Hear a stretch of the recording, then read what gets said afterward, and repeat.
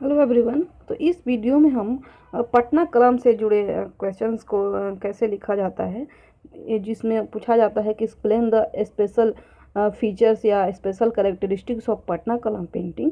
तो इस क्वेश्चन का आंसर आप कैसे दे सकते हैं, इसको जानेंगे। तो मैंने पटना कलम पेंटिंग पे हिंदी में वीडियो डाल दिया है। कुछ स्टूडेंट्स ऐसे हैं जो इंग्लिश मीडियम से तैयारी करते हैं और उन्हें काफ़ी प्रॉब्लम होती है कि इंग्लिश में ज़्यादातर नोट्स नहीं मिल पाते हैं, या वीडियो भी काफ़ी कम है यूट्यूब पे जो कि इंग्लिश में बनाई गई हो। तो उसी को ध्यान में रखते हुए मैंने इसे इंग्लिश में भी इस वीडियो को डाल रही हूँ, ताकि जो भी इंग्लिश मीडियम के स्टूडेंट्स हैं उन्हें थोड़ा सा हेल्प मिल जाए। तो आइए जानते हैं कि पटना कलम पेंटिंग की मेन फीचर्स क्या क्या थे, और अगर आपको इंग्लिश में लिखना है तो आप इस आंसर को कैसे लिखेंगे। तो पहले हम उसकी भूमिका में देखेंगे कि Indian paintings have their origin in our ancient time. They depict the life and customs followed by the people of those times. Literary records show that from very early times, painting, both scholar and religious, were considered an important form of artistic impression. तो इसमें बताया गया है कि Indian painting जो है वो प्राचीन समय से ही इसका अस्तित्व रहा है। यहाँ पे लोगों के जीवन और उनके रहने के तरीकों को दिखाया जाता है। कुछ साहित्यिक स्रोत से भी ये भी पता चला है, या कुछ जो भी धार्मिक प्राप्त हुए हैं पेंटिंग धार्मिक तरीके से, तो उसमें कहा जाता है कि पेंटिंग जो था ये एक्सप्रेशन को रिप्रेजेंट करने का एक इम्पॉर्टेंट तरीका था। The Mughal style of painting influenced many Indian school of painting, which were flourished afterwards. Patna Kalam painting or Patna school of painting was one of the schools which were an offshoot of Mughal painting, flourished during the early 18th to mid 20th century in Bihar. The principal centers were Patna, Danapur and Ara. तो ये जो Patna Kalam painting था, इसका उद्गम कैसे हुआ। तो जब मुगल काल में जब औरंगजेब का शासन ख़त्म हो गया, तो उसके बाद जो उसके कुछ उत्तराधिकारी आए, औरंगजेब के अंतिम समय से ही ये चालू हो गया था। तो उन्हें कला में ज़्यादा रुचि नहीं थी, और इन लोगों को जो पेंटिंग करने वाले कलाकार थे, इनके रोजगार पर दिक्कत आने लगी। इन्हें कुछ कठिनाइयों का सामना करना पड़ा, और इस वजह से ये मुगल दरबार को छोड़कर अलग अलग जगहों में पलायन करने लगे। उन्हीं में से कुछ बिहार के पटना, दानापुर और आरा के क्षेत्रों में आए, और इन लोगों ने ही यहाँ जो पेंटिंग का विकास किया। यहाँ जो राजा थे, ये यहाँ के राजा जो थे वो पेंटिंग्स में काफ़ी रुचि रखते थे। तो इस वजह से उनके ही दरबार में इन लोगों को काम मिल गया, और इन लोगों ने अपना जीविका निर्वाह यहीं से शुरू किया, और इस वजह से इस पेंटिंग को पटना कलम पेंटिंग के नाम से भी जाना जाता है। Origin of Patna Kalam painting. Patna Kalam painting is the link between Mughal style and the British style. With the decline and subsequent fall of Murshidabad, the court artists looked westwards to the next biggest city in the east and started migrating to Patna। तो वही बात है जो मैंने बताया कि मुगल काल में से मुगल साम्राज्य में जब उन्हें काम मिलना बंद हो गया, तो वो कुछ वेस्ट वार्ड की तरफ गए, और कुछ ईस्ट की तरफ, जो उस समय सबसे बड़ा शहर माना जाता था पटना को, तो वहाँ उन लोगों ने प्रवास करना शुरू किया। By 1750s many of those artist had settled in Patna with their families and under the patronage of local aristocracy and often Indophile season of the earlier East India started an unique form of painting which came to be known as Company School और पटना कलम। तो यहाँ जो आए पटना के क्षेत्रों में कुछ लोकल राजा थे, उनके पास उनके दरबार में वो पेंटिंग करना स्टार्ट किए, और इस वजह से इस पेंटिंग का नाम कंपनी स्कूल ऑफ पेंटिंग या पटना कलम का नाम पड़ा। Characteristics of Patna Kalam painting. तो अगर आपको बस ये पूछा जाता है क्वेश्चन में कि पटना कलम पेंटिंग को एक्सप्लेन कीजिए, तो वह इसमें आप थोड़ा सा ओरिजिन और उसके बारे में लिख के आप ये छोटे छोटे पॉइंट्स में उसके कुछ फीचर बता सकते हैं। लेकिन अगर स्पेशली बोला जाए कि पटना कलम पेंटिंग के फीचर्स को आप बताइए, तो उसके लिए भी मैंने और ज़्यादा डिटेल में उसके फीचर्स को बताया है। लेकिन अगर केवल पटना पेंटिंग को एक्सप्लेन करने को आए, तो ई पॉइंट में आप इन बातों को डाल सकते हैं। The characteristics of Patna Kalam painting are given below. Most of the painting are of miniature category and made on paper. Later on the drawing on ivory leather was started. तो उस समय जो पेंटिंग था वो कैसा था, तो मिनिएचर कैटेगरी था, यानी कि लघु चित्रकला कहते हैं उसे, जो कि पेपरों पर छोटे छोटे चित्रकारी किए जाते हैं। बाद में ये हाथी के दांतों पर और चमड़ों पर भी बनाना शुरू किया गया। Painting on the daily life are in abundance in this style, यानी कि इस स्टाइल में पटना कलम में डेली लाइफ पे पेंटिंग बनाया जाता था। डेली लेबरर्स जो होते थे, फिश सेलर्स यानी कि मछली बेचने वाले, टोकरी बनाने वाले, इन सब ये सब लोग जो लोग थे वो डोमिनेट करते थे इस पेंटिंग में। पटनिया इक्का is the oldest painting style. तो पटनिया इक्का क्या है, होर्स कार्ट ऑफ पटना, घोड़ा गाड़ी जो था पटना का, उस पे पटनिया इक्का जिसे कहा जाता है, तो ये सबसे पुराना पेंटिंग स्टाइल है। शिवाराज मुस्लिम वेडिंग, गोपाल लाल होलीस, महादेव लाल रानी गंधाती are the famous creation of this style. In this style of painting, colors are extracted from indigenously plants, barks, flowers and metals। तो इस यहाँ कलर कैसे लाए जाते थे, तो स्वदेशी कुछ पौधे होते थे, पौधों के छाल, कुछ फूलों से, कुछ मेटल से, ऐसे करके कलर्स बनाया जाता था। Paintings are characterised by light coloured sketches and life like representation. तो यानी कि पेंटिंग जो था वो ज़्यादा डार्क नहीं, लाइट कलर में ही किया जाता था। One of the important characteristics of Patna Kalam is that usually they do not paint any landscape, foreground or background, यानी कि उसमें foreground या background नहीं होता था। Another unique feature of Patna School of Painting was the development in the shading of solid forms. Painting are painted straight away with brush without using pencil to outline the contours of the picture. This technique was commonly known as Kajli स्याही।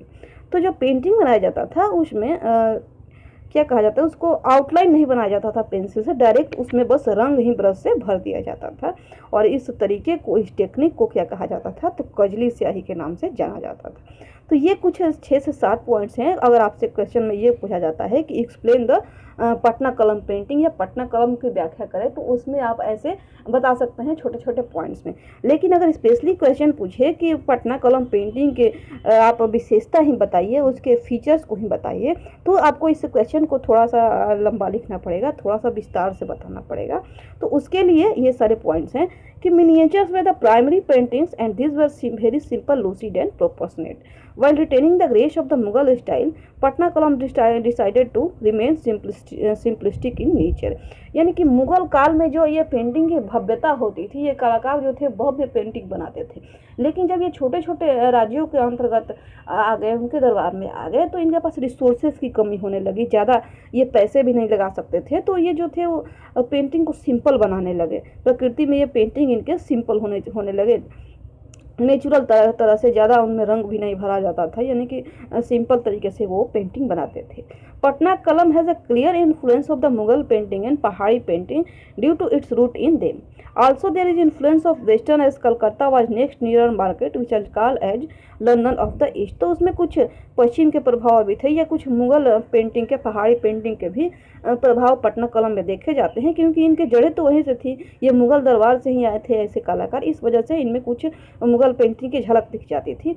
या कुछ कलकत्ता भी पटना से नज़दीक ही था, तो उस वजह से, जैसे कि कलकत्ता को उसमें लंदन ऑफ ईस्ट कहा जाता था, पूर्व का लंदन कहा जाता था, तो इसमें कलकत्ता के भी पेंटिंग के कुछ झलक देखने को मिल जाती थी।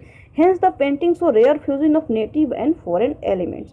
तो इस तरह से जो पेंटिंग में किस तरह का कुछ ऐसा फ्यूजन बनाया गया था कि जो स्वदेशी था, नेटिव यानी कि, और कुछ विदेशी यानी कि दूसरे राज्यों से भी उसमें कुछ एलिमेंट्स को, उसमें कुछ चीज़ों को इंक्लूड करके पेंटिंग बनाया जाता था।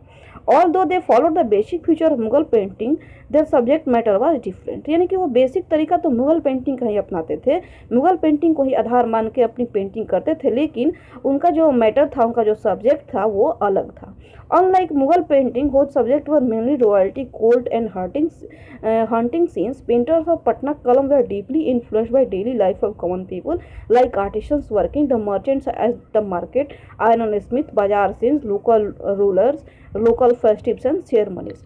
तो मुगल पेंटिंग में जो यही सब कलाकार थे, तो ये बड़े बड़े राजाओं के जो वो शिकार करने जाते थे, या उनके दरबार में बड़े बड़े पेंटिंग सब बनाते थे राजा से संबंधित।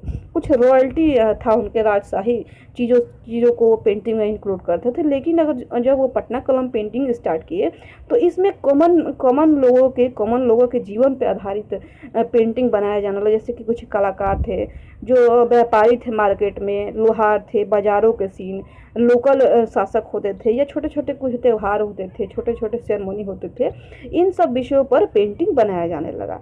ए पेंटिंग ऑफ टांगा इज वेरी फेमस। पेंटिंग एक टांगा का, एक घोड़ा गाड़ी का जो पेंटिंग है वो बहुत प्रसिद्ध है इस मामले में। Another painting of Gol Ghar is remarkable which show the Gol Ghar was actually built near the bank of river Ganges which show changes in its landscape.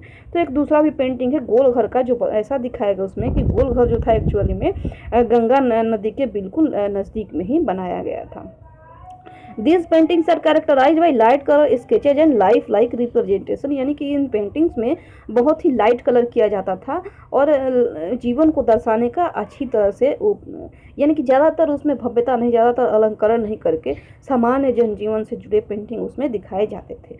One of the important characteristics of Patna Kalam is that usually they do not paint any landscape foreground और background. Other feature of Patna School of Painting was development of shading in form of solid form. The art of finishing touch is marvelous in Patna कलम, यानी कि finishing जो देते थे वो finishing touch वो काफ़ी अच्छा था पटना कलम में। The painting of flying bird is the perfect example of this. The thin fur as well as wings of the bird are depicted so clearly as if the painting seems to be an absolute photography, यानी कि एक चिड़िया की जो painting बनाई गई थी उसका इतना परफेक्टली बनाया गया था कि उसके जो पंख है जो उड़ते हुए दिखाए गए हैं वो इसको एकदम क्लियरली दिखा जा सकता है, जैसे कि लगता ही नहीं कि वो पेंटिंग है, ऐसा लगता है कि वो फोटोग्राफी किया हुआ है।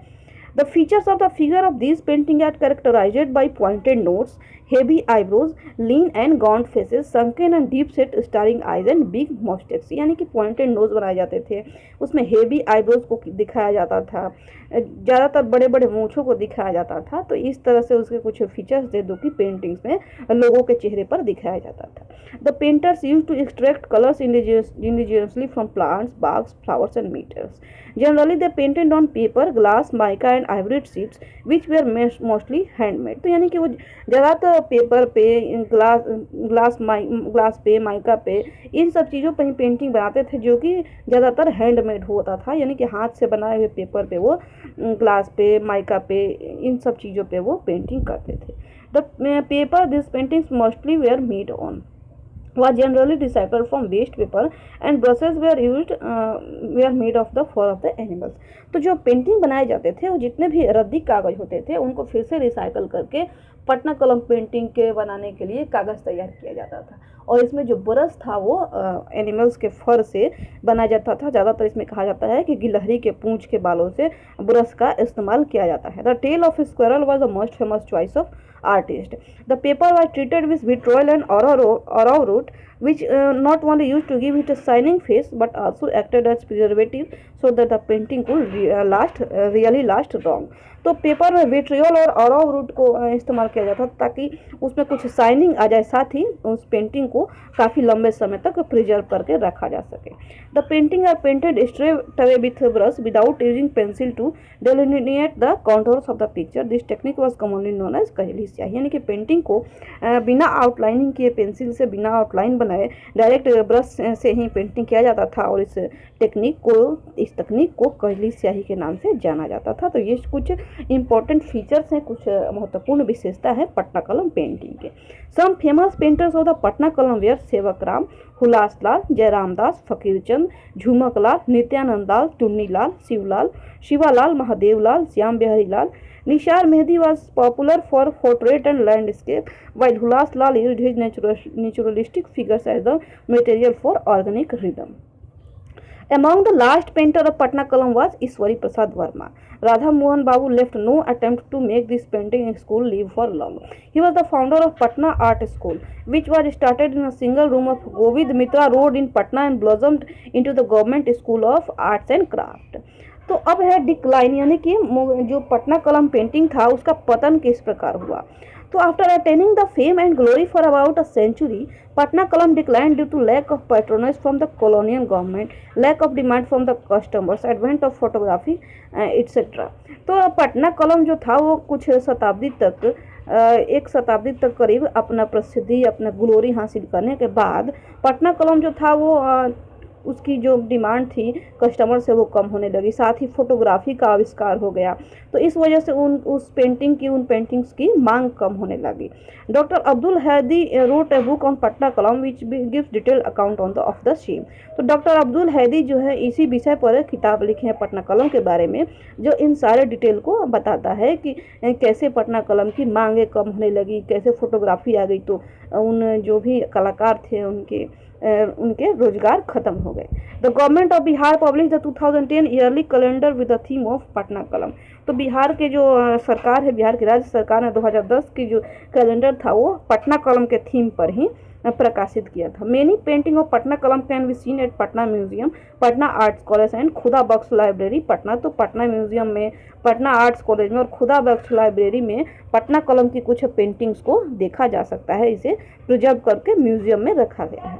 This is the most unfortunate things about the Patna Kalam, like the world famous Madhubani painting, it has not received its due share of acknowledgement, despite of that many believers that the eponymous of painting were far superior to more popular Mithila painting.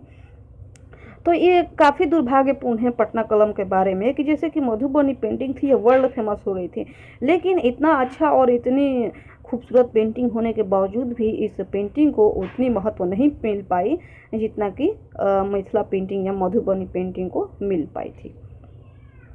The Patna Kalam faced competition from Madhubani paintings, which is marketed professionally both at home and abroad. तो Patna Kalam painting जो था वो Madhubani painting से इसको प्रतिस्पर्धा मिली, competition face करना पड़ा, क्योंकि इसे प्रोफेशनली घरों में भी और बाहर भी विदेशों में भी मधुबनी पेंटिंग की काफ़ी मांग होती थी।